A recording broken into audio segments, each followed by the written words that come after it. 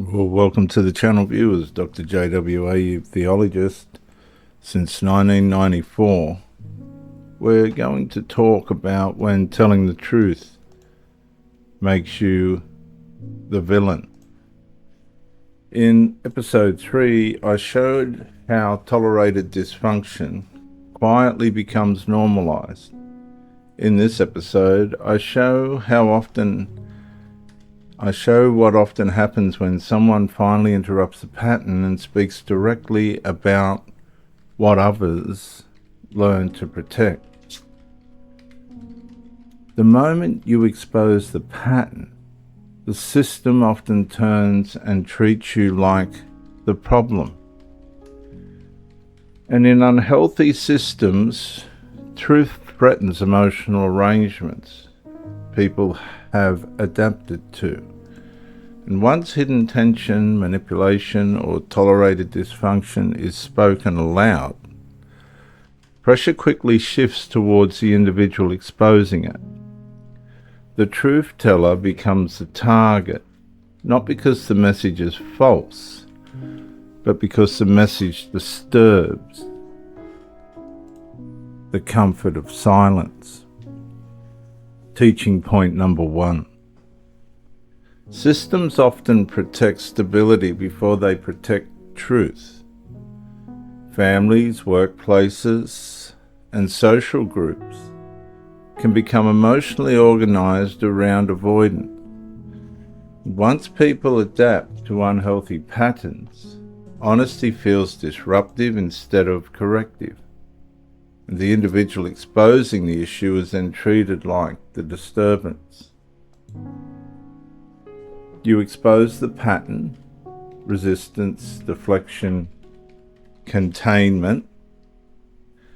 You interrupt emotional normality, irritation, pressure, reversal, and you disturb protected comfort, criticism, isolation, and targeting.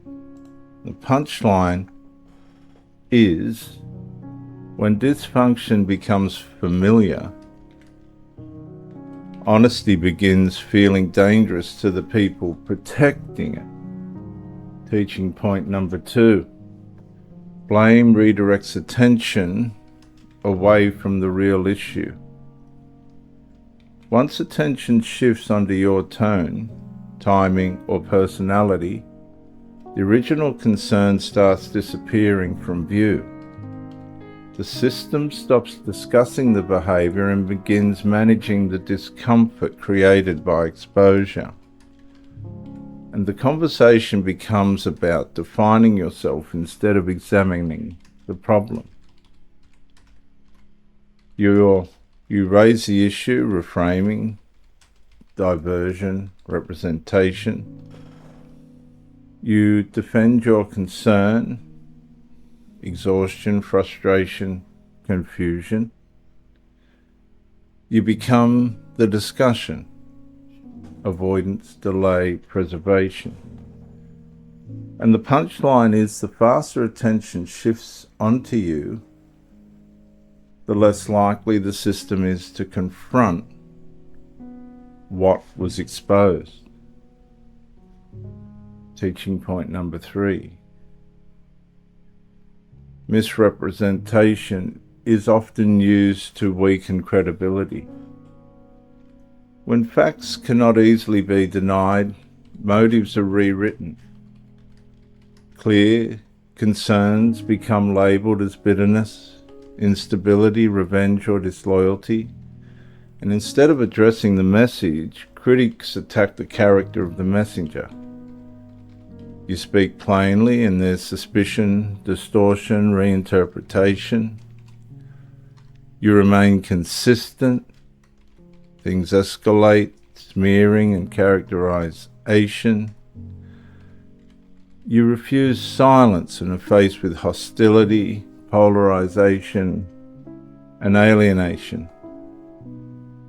And systems protecting illusion often attack character because they cannot comfortably confront reality. Let me offer you a scenario. A family member finally addresses manipulation or destructive behaviour inside the household. Instead of discussing the issue itself, relatives accuse the individual of creating division or ruining peace. And the psychological layer is the system protects emotional familiarity because disruption threatens existing coping mechanisms. The spiritual layer is truth exposes what silence attempts to conceal. And the physical layer is stress, hypervigilance, and emotional exhaustion often emerge when a person becomes the target of systematic blame. So let's reflect. What truth have I been pressured to silence in order to preserve someone else's comfort? Well, are you avoiding confrontation because you fear becoming the villain for exposing the pattern? Have you started doubting yourself simply because multiple people resist your clarity? Or do you confuse conflict with wrongdoing? Or have you been conditioned to believe silence is safer than honesty? Write down one recurring pattern you keep minimizing. And beside it, write only observable facts without emotional defense.